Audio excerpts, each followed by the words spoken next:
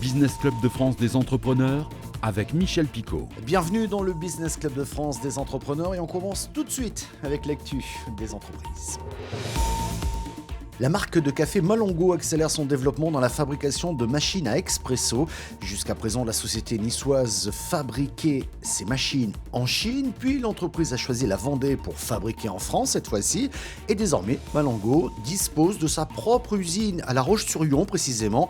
L'entreprise compte produire des déclinaisons de sa machine à café et réintégrer sa gamme de produits destinés à l'hôtellerie-restauration. À Saint-Étienne, Itotem, fabricant de bornes de recharge pour voitures électriques, accélère son développement. 2 nouveaux investisseurs sont entrés dans le capital, apportant ainsi 15 millions d'euros en fonds propres. Un investissement qui, d'une part, va accélérer la vente de bornes auprès d'entreprises et de collectivités, et d'autre part, cet investissement permettra de créer les propres stations de recharge ultra rapides et les exploiter directement par Itotem. La conception des bornes et les logiciels d'exploitation sont réalisés à Saint-Bonnet-le-Château, c'est en Haute-Loire, ou encore à La Rochelle, en Charente-Maritime. L'entreprise, qui a réalisé 8 millions d'euros de chiffre d'affaires cette année, envisage d'atteindre les 150 millions d'ici 3 ans. Le Puy du Fou vient d'entamer sa nouvelle saison. Le parc n'a jamais cessé d'investir depuis la terrible année 2020 avec tous ces confinements. Le Puy du Fou a injecté en 2021, 2022 et 2023 50 millions d'euros, dont 20 millions uniquement sur son dernier spectacle, le Mime et l'Étoile. C'est le nom de ce spectacle qui plonge le visiteur au cœur d'un tournage de film muet. 140 tonnes de décors, 120 personnages et des prouesses techniques spectaculaires et bluffantes, nous dit-on. En France, le parc espère faire mieux qu'en 2022, qui était pourtant une année en hausse de 2% par rapport à 2019, donc avant Covid, avec 2,3 millions de visiteurs. Allez, direction Limoges, tout de suite, nous allons dans les coulisses de la mission Startup d'Esther Technopole, un reportage de 7 à Limoges. Pas de calinothérapie à la mission Startup d'Esther Technopole. Le service rendu est pratique, concret et technique avant tout. Près de 25 sociétés nées récemment bénéficient des ressources proposées. Transparent, oui. Cassant, tranchant, jamais. Ce que j'attends d'eux, c'est qu'ils me donnent un maximum de choses pour que je puisse avancer avec eux et développer avec eux. Si je suis pas transparent, c'est sûr que ça fonctionne pas. Et de la même manière, si je suis cassant ou tranchant, ils vont pas s'ouvrir et il va manquer des informations pour bien travailler. Par essence, les startups sont très différentes les unes des autres. Limoujotte, par exemple, excelle dans la communication digitale locale. Par l'intermédiaire des réseaux sociaux, on a créé une communauté qui s'étend de plus en plus. On a toujours besoin d'être accompagné, que ce soit avant ou après création d'entreprise. Et aujourd'hui, cette mission startup que propose Esther me permet d'avoir accès à de nouveaux outils. C'est-à-dire qu'à chaque fois, il nous manque des éléments pour avancer. Et avant, c'était le branding. Aujourd'hui, c'est le trending. Et demain, ce sera certainement autre chose. Dans un tout autre secteur, Airmems, qui s'adresse à l'international, est également accompagné. On n'est pas forcément une start-up, mais on est plus une scale-up. C'est-à-dire que on a des ambitions qui sont assez importantes et on a un potentiel de croissance qui est énorme. Votre secteur d'activité, c'est la microélectronique ? Oui, secteur d'avenir qui fait beaucoup parler en ce moment, justement à cause des pénuries de semi-conducteurs, avec des enjeux de souveraineté assez forts. On travaille avec des startups, généralement, on est assez généraliste. On a une base technique assez forte. C'est pour ça qu'on est capable d'apprécier certaines parties. Et après, là, quand on ne sait pas les apprécier, il faut aussi dire qu'on ne sait pas les apprécier et aller chercher les spécialistes ou les experts qui pourront nous épauler à travailler sur l'accompagnement. La question de la gestion de l'eau se pose de plus en plus, mais cette période de printemps est une grande saison. C'est maintenant que ça se passe pour les piscinistes. Il faut savoir que la France est le premier pays d'Europe et le deuxième au niveau mondial derrière les États-Unis. Quant au nombre de piscines installées, on compte dans notre pays un peu plus de 3 millions de piscines enterrées au hors-sol. Alors nous partons dans l'Aube pour découvrir l'entreprise Piscine du Gain à La Chapelle-Saint-Luc qui compte une trentaine de distributeurs franchisés à travers la France. Un reportage de Canal 32. En 2015, le réseau de franchisés des piscines du Gain représentait environ 30% du chiffre d'affaires de l'entreprise, contre 55 à 60% en 2023. Tous nos distributeurs sont des indépendants franchisés qui représentent la marque du Gain et qui vendent uniquement des piscines du Gain, de notre fabrication. Chacun est maître de son secteur, il a sa clientèle, il vend les piscines et nous on lui fournit toute la piscine prête à monter. La franchise Piscine du Gain existe depuis les années 2000. Aujourd'hui, l'entreprise compte une trentaine de distributeurs franchisés à travers la France. Au départ, on a choisi des gens qui étaient des professionnels de la piscine. Et puis petit à petit, ça évolue et on a de plus en plus de paysagistes qui se convertissent à la piscine.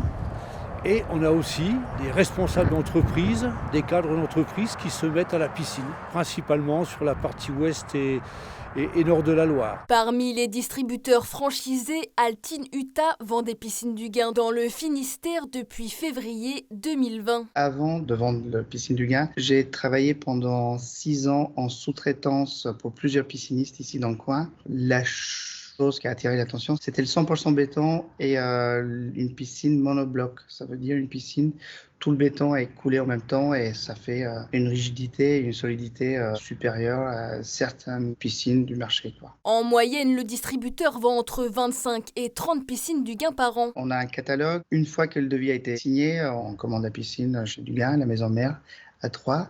Et ils nous livrent par semi-remorque directement chez le client. Et nous, après, on fait l'assemblage et la réalisation du projet, quoi. C'est simple, rapide. Tout a été fait pour nous faciliter les ventes, les réclamations clients, s'il peut avoir. L'entreprise ne compte pas s'arrêter là. Objectif à terme pour les piscines du Gain, être implantées sur l'ensemble du territoire français. C'est du bon sens, même si la loi est présente dans l'obligation de recycler les matériaux de déconstruction. Ces déchets du BTP doivent retrouver une nouvelle fonction après recyclage. Visite, si vous le voulez bien, à la carrière de Luché, c'est dans les Deux-Sèvres, avec ce reportage de TV Tour. Les ressources sur Terre ne sont pas infinies et les matériaux de construction n'échappent pas à la règle. À la carrière de Luché, à la ville aux Dames, on recycle des matières premières de différents chantiers de démolition qui sont acheminés par voie ferrée. Je suis en train d'effectuer un déchargement de train, en train de vider des wagons.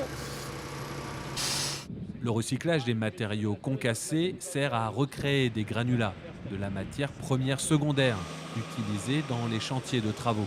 Plutôt que d'aller chercher du sable, des graviers pour faire du béton, des routes dans une carrière, et ensuite le même chantier de construction qui a un déchet, l'envoyer en décharge, eh bien on fait une boucle courte, on récupère ces déchets là qui sont là, on les concasse, on les crible, on en fait des granulats de seconde vie, du sable, des graviers de seconde vie, et donc on économise la ressource.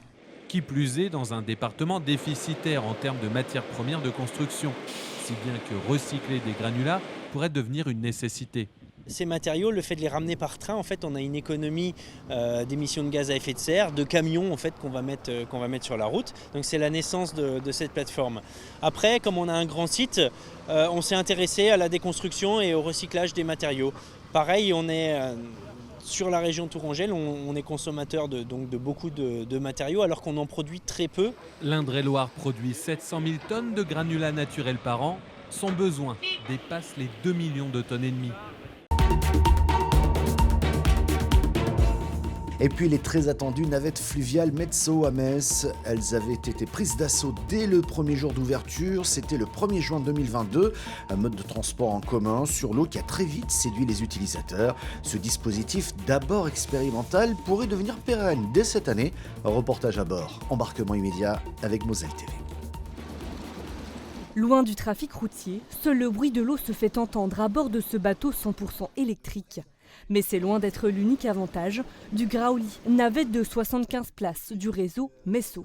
L'avantage d'avoir à la fois une navette fluviale, d'avoir également un lieu très touristique avec cette possibilité de pouvoir justement mettre en avant le territoire mais sous un autre angle. Un décor naturel et souvent lié au patrimoine, observé déjà l'année dernière par les travailleurs et touristes souhaitant s'affranchir de la voiture ou du bus. Avant la réouverture des navettes au public, ce sont les membres du club Metz Eurométropole et de l'agence Inspire Metz qui en ont profité. On a décidé de sortir en quelque sorte de notre territoire initial pour animer l'ensemble de la métropole et en particulier faire découvrir son activité économique. Car l'Eurométropole, fort de 46 communes, recense 35 000 acteurs du monde économique, dont le dernier arrivé, Amazon, avec près de 4 000 emplois. Mais c'est aussi un territoire tourné vers la jeunesse, avec 23 000 étudiants, dont 20% étrangers.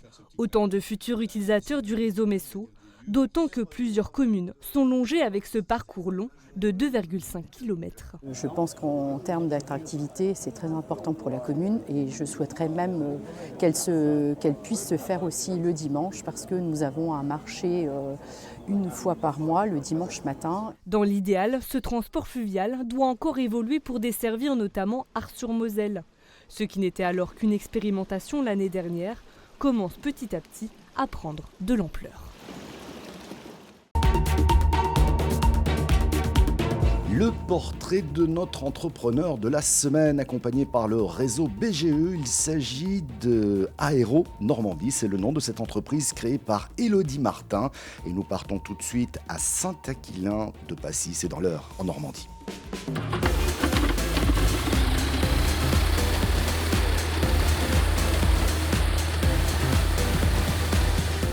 Aéro Normandie, c'est tout d'abord venir s'éclater, faire des baptêmes de l'air, c'est pouvoir offrir un bon cadeau et venir voler, découvrir tout cela. C'est aussi faire éventuellement des photos aériennes de chez soi. C'est avant tout une première expérience du vol. Ça peut être aussi des photos pour une entreprise, pour faire des photos de chantier. C'est des bons cadeaux. On peut acheter son bon cadeau et le recevoir par la poste. Donc on n'a pas besoin de passer par une box ou un intermédiaire. On a aussi des partenariats. On a un partenariat avec une plateforme, mais cette plateforme elle est gratuite pour de la mise en ligne de produits et de la vente en ligne. Les objectifs de développement, clairement, c'est de faire plus de groupes avec des comités d'entreprise, lier des partenariats avec d'autres pilotes pour pouvoir faire aussi un volume intéressant et développer des cibles annexes qui seront les cibles de la région parisienne. On a un objectif aussi, c'est de faire une piste privée à proximité de l'Île-de-France et de la Normandie. Faire le pas et de se dire, tiens, du jour au lendemain, ça y est, on compte plus que sur soi-même pour être autonome et indépendant financièrement. Et je crois que c'est ce pas-là qui est peut-être parfois, qui a été pour moi le plus compliqué. Voler, avoir un bureau dans les nuages, c'est quand même le top. On emmène chaque passager et à chaque fois, c'est le sourire, du plaisir et puis 100% de bonheur, de moments super sympas. Et puis, il faut garder le sourire, il faut avoir envie, il faut transmettre l'envie, la passion et la qualité. Le maître mot, pour moi, c'est la qualité. Merci de votre fidélité. Vous pouvez retrouver cette émission évidemment en replay vidéo sur le site de votre télévision locale ou sur celui de l'émission. Nous sommes également diffusés en podcast audio sur toutes les bonnes plateformes, mais aussi sur quelques radios un peu partout en France. À la semaine prochaine.